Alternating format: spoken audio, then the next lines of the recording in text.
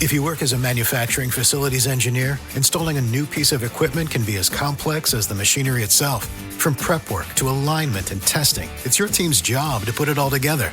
That's why it's good to have Grainger on your side. With industrial-grade products and next-day delivery, Grainger helps ensure you have everything you need close at hand through every step of the installation. Call 1-800-GRAINGER, click Grainger.com, or just stop by. Grainger, for the ones who get it done.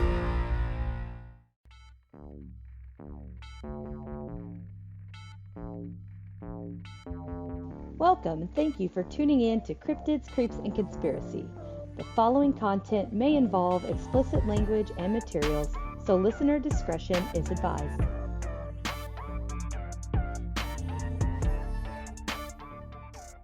Welcome back, everybody. I have Cody with Paranormally Cryptid. Again, I know that he's been on before.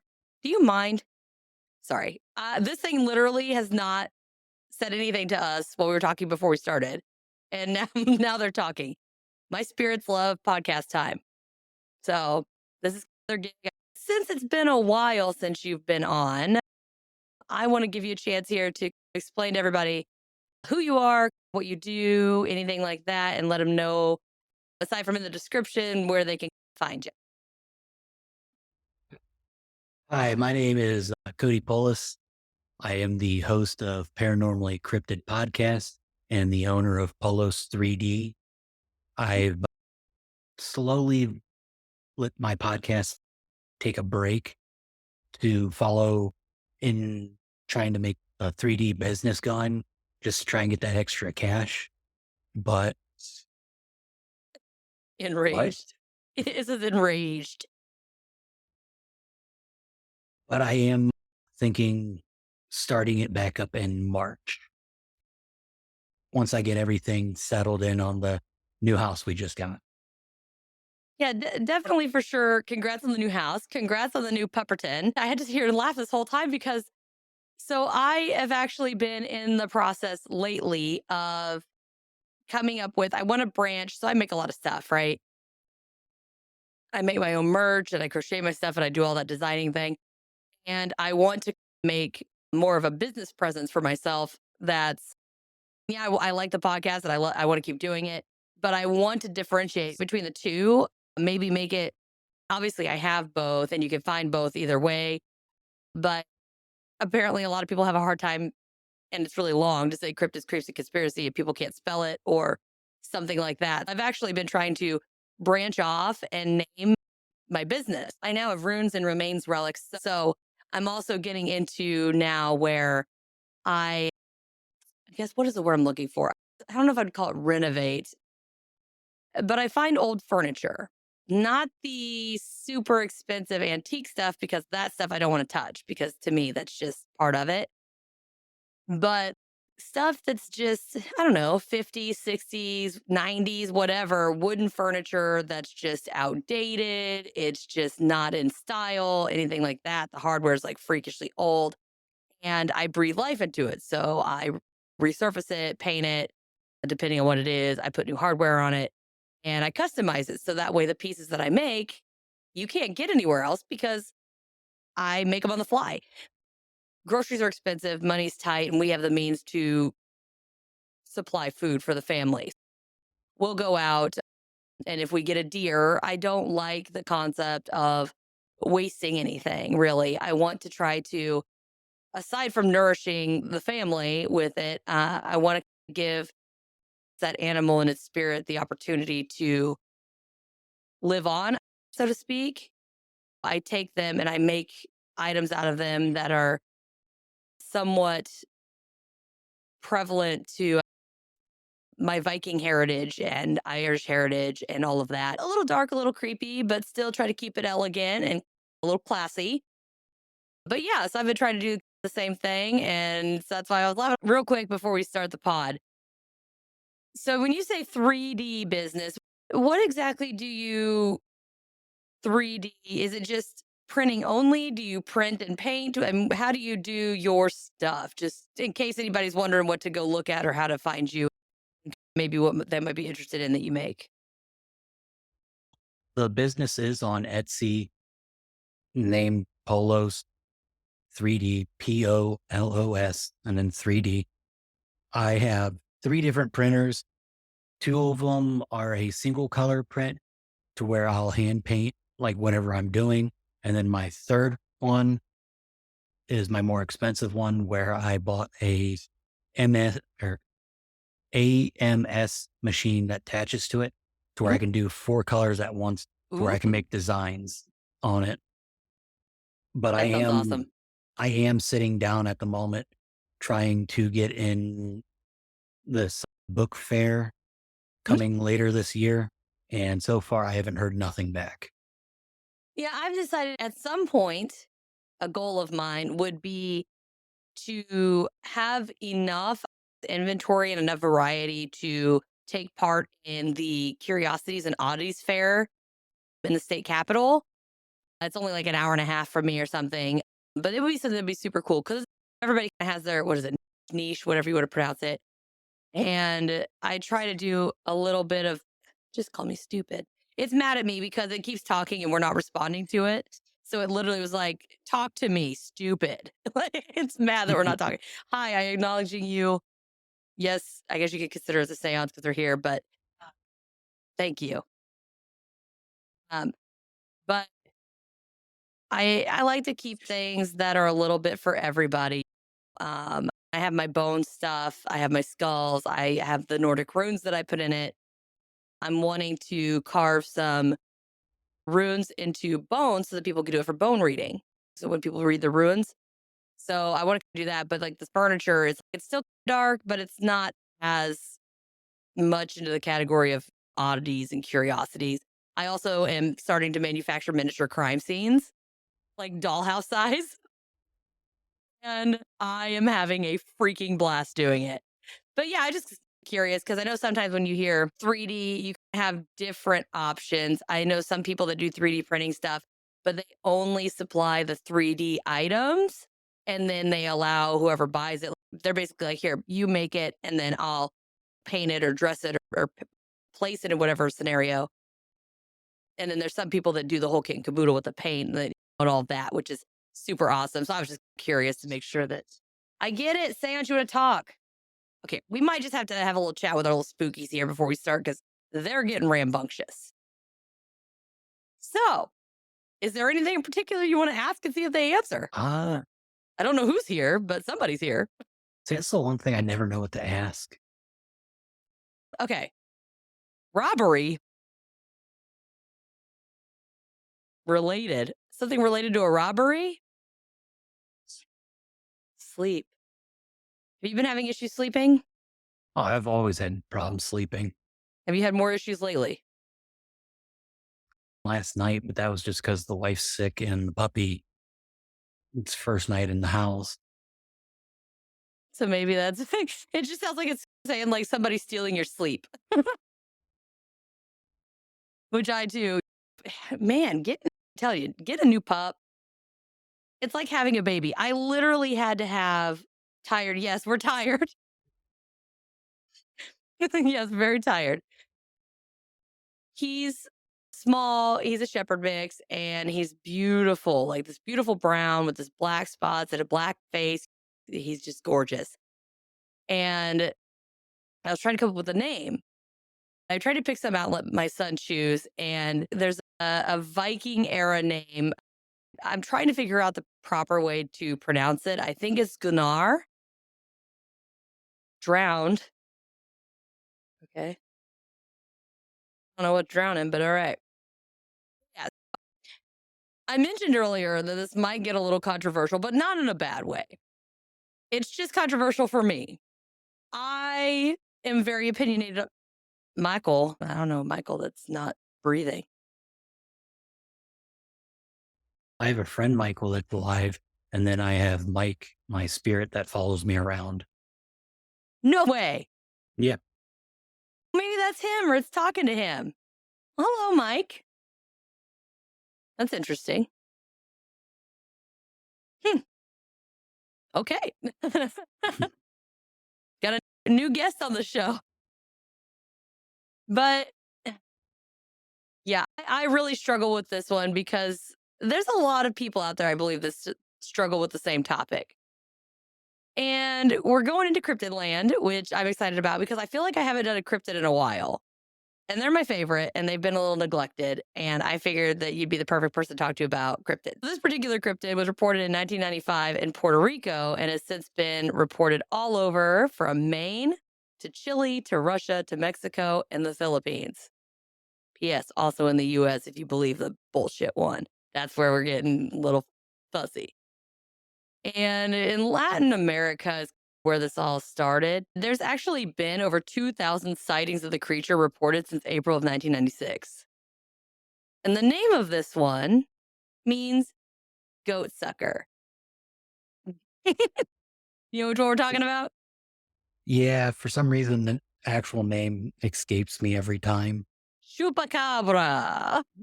No, I was thinking a different name at this moment. There's also the Potosi sheep slayer, but I haven't done it yet. It's coming down the pike. I got to do some more research before I get that one out there. And the name, I'm pretty sure most of the people listening to this kind of already know this creature. So a lot of this is going to be brush up. But I still feel like it's something because I want to know everybody's viewpoint on it. Because not everybody is in the same boat as I. That came out weird. The same boat I am. And there's just something about it. So they name it based basically on this vampirism focus on livestock, which are particularly goats, right? What? Today, warm. It is actually warmer today than it's been in 3 weeks. Thank you for, I guess we have somebody to chat about the weather over here. I was going to say it's been the warmest this whole week. Yeah. Okay. They're on point. They're just tracking. And there's a couple different descriptions. There's a lot of descriptions, but 2 main descriptions of this particular monster. And the original is, in my opinion, the most legitimate and also the most bizarre. Well, they say it's bipedal, which for those of you that don't know, that just means walks on 2 feet. Like a reptile mixed with a kangaroo. And they also say it's got these big blazing red eyes. Some have even said that it's a heavy creature about the size. Oh my gosh. He goes, why are you here? He goes, I'm following you. They're talking. I think they're talking to each other. Oh. Did you hear that one? Yeah, I heard that one. Why are you here? Following you, sexy. Oh, okay. Nope. They are all over this today. But they do say a lot of times it's the size of a small bear. And it has these sharp spines or quills that reach from about the neck area all the way down to the base of a tail. The ones that I believe are the real and true chupacabras. My baby. Oh my gosh, it's a creeper. I have a creeper. And I'm pretty sure this is it. Sexy, my baby. Come on, who else talks like that? They do say it's got this leathery, greenish, gray, kind of scaly skin, about 3 or 4 feet tall. For those of y'all out there, that's almost 1 to like 1 1/3 meter. For all you people that don't want to look it up. Maybe, thanks. The southwestern United States, on the other hand, the bullshit chupacabra. I am like all like anti-American chupacabra. But they say that it's more dog-like. They say it still hops around like a kangaroo up to 20 feet, 6 meters. And it has these huge fangs, obviously, which come in handy when you're sucking blood out of a goat. And a lot of people say it's like a bald wolf, which is gross. There's also been people that report that it has a snake-like tongue and it smells like sulfur. And anybody who's been in our genre or our kind of area, we can all guess the insinuations of a sulfur smell with a creature, right? You probably know all about what is it when they say you smell something that's like sulfur, besides a fart. Isn't it like rotten eggs? It is rotten eggs, but So the smell of sulfur is actually tied particularly to a type of, I guess you'd call it creature from a certain space area, unpleasant area. So essentially, they say if you smell sulfur, a lot of people correlate that with like demons. I do not. Oh my God. Do you want it? This thing's so creepy. um, but they say that a lot of times if it's hellhounds or demons or anything that would be from the hellish area, that a lot of times people report it as smelling like sulfur because they say that kind of like the lake of fire, stuff like that, also smells like sulfur. So it's like a very demonic type association. Now, on top of that, some witnesses say that when you see the monster, it will like hiss and screech, that they're left as being like nauseated. Now, I don't know if the nauseous kind of feeling is from. Your meter right behind your head looked like it jumped up to an orange and then back Oh, down to shoot. green. That's so weird. Oh, I wonder if it's, oh my God, it's probably the creeper. I don't want the creeper in here. Yeah, there's something in here that repeatedly, like straight up hits on me all the time. I had a recording at the beginning of last week, and it did nothing except talk about it. Literally commented on my red hair and my big ass, is what it said. Yeah. And then it said I was bangable. It was just, it was getting a little, it says, how come? I don't know. You tell me, you weirdo. Sentenced. But my thing is the nausea because of the sulfur smell that's associated with it? Is it because maybe there is some kind of, what do they call that? Like infrared type communication? Hi, Brenda. I don't know who Brenda is. Who knows? But the original sighting was reported in 1995 in Canavanas, I think is how you say that, Puerto Rico. It was then that dozens of farm animals around the town were found dead. I can't even imagine you just wake up, there's just dead animals everywhere. That would seem a little ominous.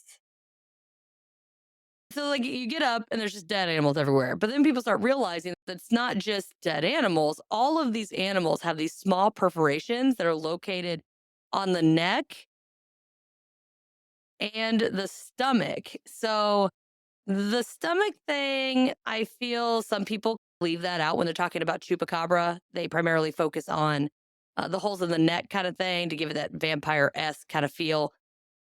But they do say that those same animals also had these puncture wounds on their stomach area. So I thought that was important to put in there because it is left out a lot of times. Once the creature started being reported in the Americas, things, of course, changed. Most of the chupacabras reported in the United States all seemed to be more of a canid type appearance. They just looked like dogs with a mange. The initial attack that was blamed on the chupacabra was in March of 1995 when a farmer found 8 of his sheep completely exsanguinated. Oh my gosh, oh my God, exsanguinated. Oh my God, I am done. Did you hear that? Sorry, I was switching my ears with my headphones. That one was straight up dildo. Correct. Thank you. Oh my God. Jiminy crickets. Okay, but anyways, the farmer goes out and he finds 8 of his sheep completely exsanguinated. Oh my gosh, I can't say it's. Why can't I not say that word? I can say it every other day except today. Exsanguinated. There we go. With 3 puncture wounds on the chest. So I thought that was a little bit different. These ones didn't have the 2 traditional marks on the neck and on the stomach. This one had 3 puncture wounds just on the stomach. Then a few months later, Madeline Tolentino witnessed a creature in a town that reported up to 150 farm animals and small pets just murdered. Now, that one didn't elaborate on what wounds were associated with them or anything like that. It just said that there was 150 farm animals and pets that were toast. In the fall and winter of 2018, there was an uptick in Chupacabra reports in and around, I think it's Manipur, India. And this one, again, as always, there's just tons of mysterious murders of domesticated animals and chickens. So chickens were added to the list on this one. However, with this one, experts say, forensic experts had decided that the attacks were caused by stray dogs after studying the remains of the attacked animals. Now, that being said, if it's just 2 puncture wounds from canine teeth, or at least 2 fangs, then it's still up in the air whether or not that could be interpreted as real chupacabra or mangy chupacabra. Just hit and miss. Supposedly, in 2019, there was a video revealing this is so weird. So I actually tried to find this one, and it was an attack on. Apparently, I'm going to get violated by a spirit at some point. This thing is being weird, and his ass ain't touch. And now my dog's growling. He's not even in here. He's behind on the other side of this wall. What? Please stop. So weird. And that's like weird because this whole half of my face just got like really hot. Breathe. Okay. Yeah, it looks like it's turning red a little Yeah, bit. so it's really just hot right there. The other side's fine, but this one's really warm. Okay. But anyways, there's a video supposedly of this chupacabra that was attacking the chickens, which I thought was interesting because if they're so set on goats for nutrients, I feel like a chicken wouldn't be substantial enough for them to live off of.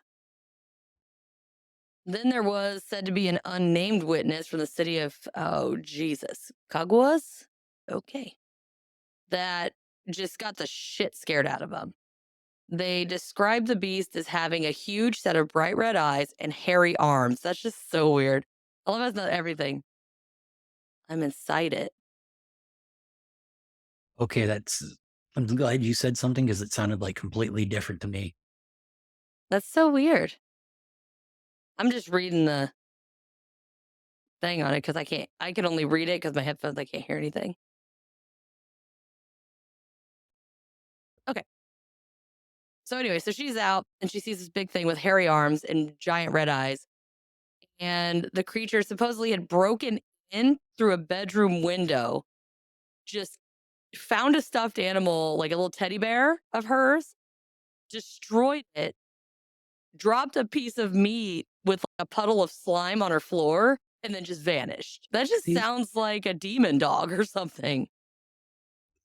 with that one, to me, it almost sounds like what a puckwudgie would be. Mm, I But don't I think the mean, puckwudgies have red eyes. no, they don't.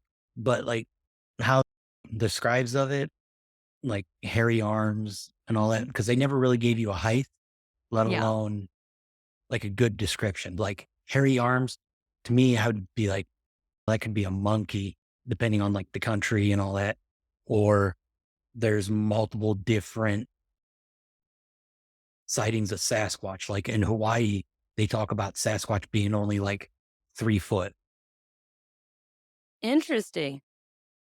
Says you're annoying.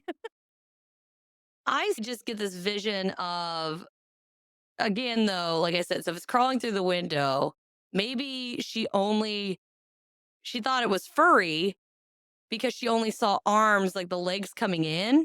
And that's all she Mm, saw as it was coming in the window. So you see big red eyes, hairy arms. Your ass is probably, if you're a kid, you're hiding, right? Like you're going to duck yeah. under the safety cover. Viking. Oh, my friend. But it's just, to me, I'm picturing when a dog is all excited and he grabs a stuffed animal, he starts shaking it because it destroys this teddy bear. And then it's my dog does it sometimes if he eats something too fast, and then it's like he hacks it up. It's just like a slime, slobbery, whatever he ate on the floor kind of gig. It just, to me, it almost sounds like the exact same thing I've seen dogs do. They're running around, they're just shaking their head real hard with the stuffed animal. But then the disappearing part, that's what gets me. I wish there was more description. 'Cause I'm like, did it go back out the window? Did it just, nobody knows? Thanks. Did it just vanish? Did it dissipate? What's happening to this thing as it's leaving? I wish there was more info, but that's what we got. At least it's better than the other one. Just said there's a video of it eating some chickens, which could be anything. That could just be coyotes. I've had to deal with that here. Then there's a Benjamin Radford, and he investigated, and he was also very skeptical about the whole ordeal that Madeline had. So the lady above, wait, let me make sure. That, I'm trying to see which one's Madeline. Oh, so Madeline's the one that's from the town that had 150 farm animals that just were massacred and pets. Somehow, apparently, I lapsed and put the wrong stuff in the wrong order, but it's okay. But anyway, back to her with 150 people. This Benjamin Radford was investigating the whole situation. And one conclusion that he made was that the chupacabra she reported sounded like a monster from a sci-fi horror movie called Species that she had also seen before she made the report, which is a little sketchy. His view is that the most important description of chupacabra can no longer be trusted since it was probably tainted by that movie. So he's saying, as a skeptic for sure, you probably saw, say, a coyote or whatever, and it's going after these. But because you watch this horror movie, your mind is playing tricks on you and making you think that it's got this more chupacabra-esque appearance, which when you do look up Species, it does look the same. The more reptilian kind with the spikes and the big fangs and everything. So that would be my view on that. So he ended up putting the reports into two major categories. One was Puerto Rico and Latin America reports that had the whole draining of the blood situation and the marks in the neck and all of that. The other were reports of, like in the US, of creatures that he said were probably wild dogs or coyotes that just had the mange. And that's why they looked hairless and weird. They got like think of like one of those ball sack cats, the cats with no fur, or like a Yeah. Chinese crusted, only wolf, like coyote size, which is exactly what it sounds like to me. But what do I know? But then there was also Dr. David Morales, and he was a Puerto Rican veterinarian, and he inspected 300 of these reported victims that Madeline had brought up. And he said that they had been, wait, hold on. Oh, they hadn't even been drained of blood like they thought. So everybody just was like, oh my gosh, there's all these animals. They've been hit by the vampire monster and all this stuff. And he's like, actually, they weren't all drained of blood either. So he just kiboshed that theory. Then we go over to, and this one I thought was interesting because it's in 2010. It's October of 2010. And to me, that's pretty recent. And there was a Barry O'Connor from the University of Michigan who also said that the US reports were just despicable. They were also just coyotes that had a parasite called, oh geez, let's see here. Sarcoptes scaby? Maybe? So they had scabies? Now, this particular parasite, though, has symptoms which leave an animal with little hair, thick skin, and a very stinky odor, which all are check on the US chupacabras. And aside from that, the disease, the parasite, then they get sick with the parasite and all of that. And they start getting really weak and sick. And the animals in that case would have to resort to hunting domestic or confined prey because they're easier to get their hands on.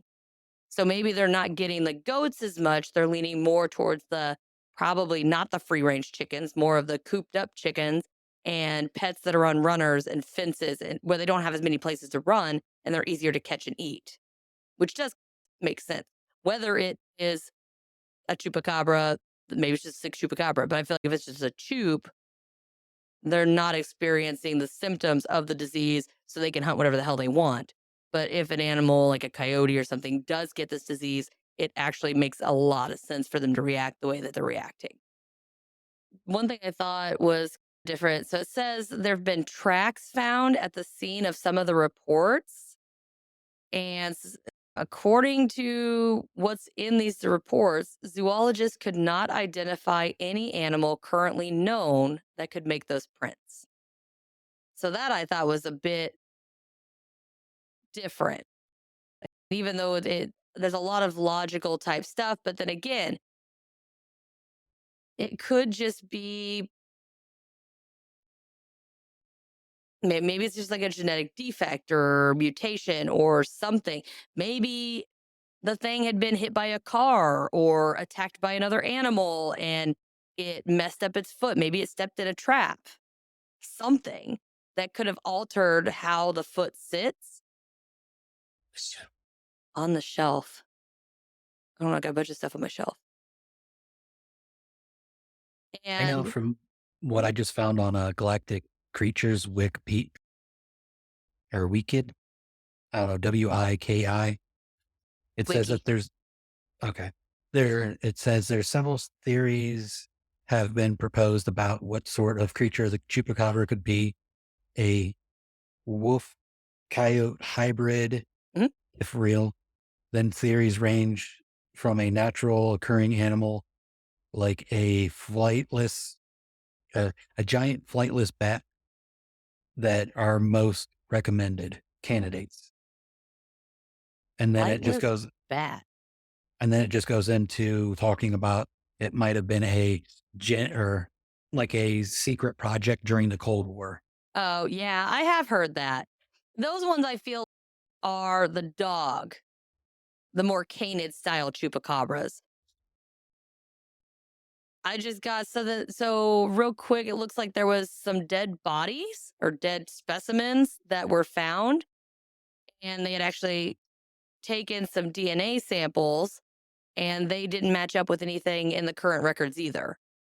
So I just wanted to point that out. And then I think you can go on YouTube. In 2008, a police officer was able to catch a creature on his dash cam, and I've seen this video, and it's a weird looking animal, but it just looks like a dog that doesn't have fur. That's all it looks like. But it does when it turns its head, it's got like this weird snout or something. Like something about it looks off. But then again, if it's an animal that has the mange or has some kind of genetic defect, then it's going to look weird. And so I got to ask, do you believe both or one or the other is real? Do you believe the reptilian, snake tongue, goat sucking version or a mangy dog version? The mangy dog. You believe the mangy dog? Well, this is interesting. Because I remember watching Monster Quest growing up, and I believe it's on season 2, where they have pictures of what they both believe, and in which there's a lady, if I'm believing the episode correctly, there is a lady that claims that she shot. And mounted it? That one? Yeah. Yeah. I think she killed like a couple of them to where she had one stuffed, the other one she had frozen and had cut up in pieces and had shipped out through the United States. And Move out of my way. They did show that the creature did have 3 toes and they could not figure out how the dog was even walking with 3 toes on each paw. But then again, I've heard some people state that it's not really a dog, that it's a bear that has mange. Because if you look at a bear that is completely hairless, they look completely different than a normal bear. Oh, yeah. They look really weird. They're actually funny to look at, to be honest.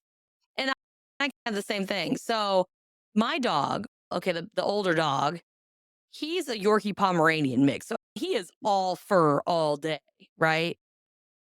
And he looks like a decent sized small dog. He looks very filled out and all of that because he's so fluffy.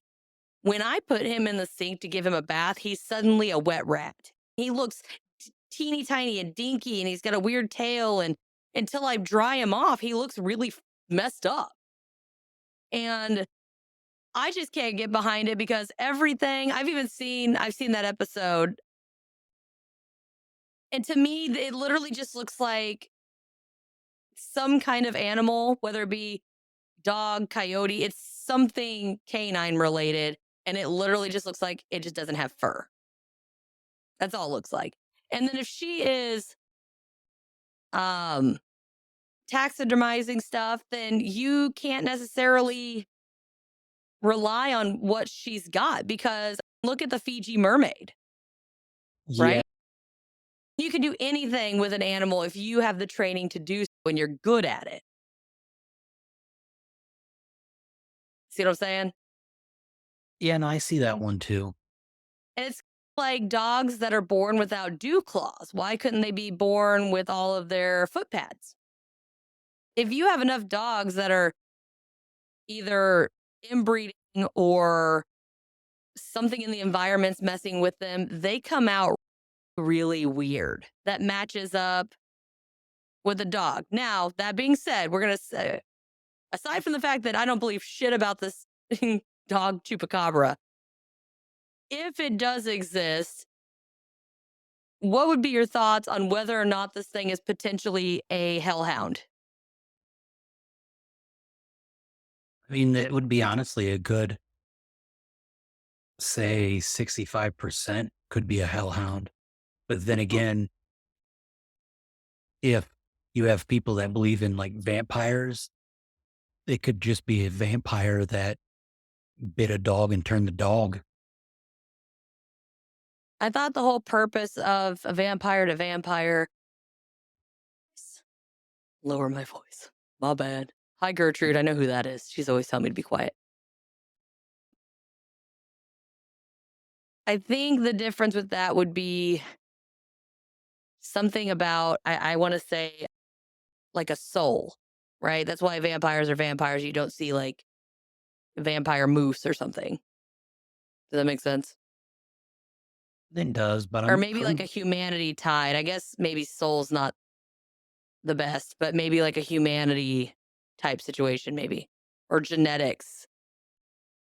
Clearly, we're different than everything else, just like a dog's different. Like you can't breed a horse and a cat. Or a cat and a dog. Maybe whatever it is, if you believe in vampirism, whatever it is that makes you a vampire only works in other humans because of some genetic factor. Because, and this is like a horrible example, but it seems like every time you get these vampires and say somebody gets bit, right? And they are starting to turn or whatever, and they don't want, or maybe they just get sick of killing people and then whatever. I don't like it. But you always hear about them like hunting like game, right? Like killing deer and eating them or whatever they can get their hands on out in the wild that's not a human. But you never hear about those animals coming back. Granted, is it because they bite them and they don't, if it's a person, they don't need to suck the person dry to be full. Therefore, they're still left with something in it. But an animal, they would have to drain it completely. So there's no chance of it reviving with the virus in it. yeah, I got a feeling they probably, if the vampire lore where they do like hunt, say, deer, or by chance they just come across a dog, they'll probably drain them just so they don't come back as a vampire, where with a human, they only go so far before they back off and then it affects them. It says So indeed. that's where like my brain was going. What if you get that vampire that's like all right, I'm not going to go after this human, but I need blood. And the first thing they saw was this dog, and they felt Fido. bad about, they felt bad about biting him and drawing some of the blood that they let him go to live. And he basically evolved into a vampire dog or the Chupacabra. What if a hellhound is a vampire dog? Good chance. What if a hellhound is a bit of person and that's where vampirism comes from? Another good chance. Hmm. Because without actually catching the creatures and being able to study them, it's hard to give Oh, full claim on what they can do. although we do have a small hiccup in that theory. Thank you for listening to this episode of Cryptids, Creeps, and Conspiracy. If you wouldn't mind, please take a moment and give the show a 5-star review wherever you're listening. I know it might not seem like much, but it greatly helps the show and allows people to find us more easily. Also, head on over to www.patreon.com/Cryptids, Creeps, and Conspiracy and subscribe to any of the tiers. Members of the Big Show tier get bonus materials, personalized shoutouts on the pod, ad-free episodes, access to the private Discord server, quarterly appreciation gifts, and a chance to be on the show. Not to mention video versions of the episode. Before you go, don't forget to click the link in the description and grab yourself or someone you know some self-designed merch by me, or make a donation to help keep the show going and fund future events and investigations. You can also follow us on Facebook, Instagram, X, YouTube, Threads, and TikTok. If you have any questions, topic recommendations, or personal encounters, please send them to cryptidscreepsandconspiracy@gmail.com or submit them through the contact form at www.cryptidscreepsandconspiracy.com. I would love to hear from you and share your experiences on a listener episode. Just make sure that you specify that I have permission to add your encounter to the show and let me know whether or not you would like your real name read or an alias to maintain confidentiality. Thank you guys all again so much for your support. Until next time, my friends. See ya.